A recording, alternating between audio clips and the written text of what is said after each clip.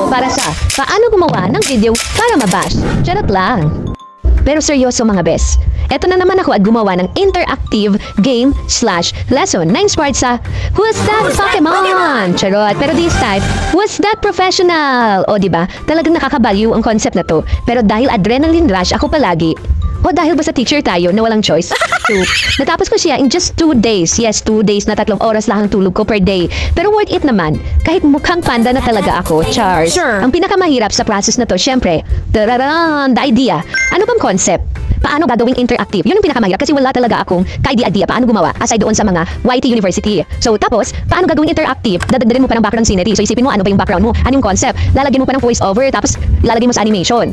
Tapos ilalagay mo yung mga characters sa PowerPoint. O di ba? Hindi naman masyadong stressful. Pero talagang stress is real. Pero sabi ko nga, wala tayong choice. Charot lang. Ang choice ko ay ang mag-enjoy ang mga bata.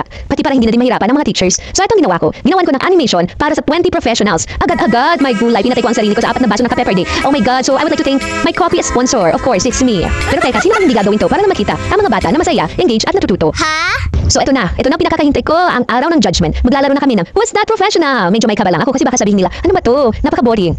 Pero laban lang. Basta ako, ang mantra ko ay, today ay, sharing is caring. Kaya i-share ko rin to sa mga co-teachers ko. Ayan, pero mas marami dito ang chikabels, ito ang gagawin nyo. Ito, hindi ko na alam kung nakikinig ba talaga sila. Kayo nang bahala. So, kayo nang bahala humusga, mga co-teachers ko at mga teachers na dyan na nakikinig. Effective ba to? Enjoyable ba? Basta ako ginawa ko lahat ng makakaya ko. At hindi ko ikakahiya na binuhos ko lahat para sa mga students ko. Kaya kung may time kayo, panoorin nyo hanggang dulo. Baka ma-inspire din kayong gumawa ng sariling interactive game ninyo. Or baka naman gusto nyo akong gumawa. Charot. So, punta na kayo dyan sa bio ko sa Rocket PH. So, merong iba dyang mga services na pwede kong gawin, interactive lessons, and of course, may mga ready-made na tayo. Charles na promote pa. Again, nasa bio ko lang.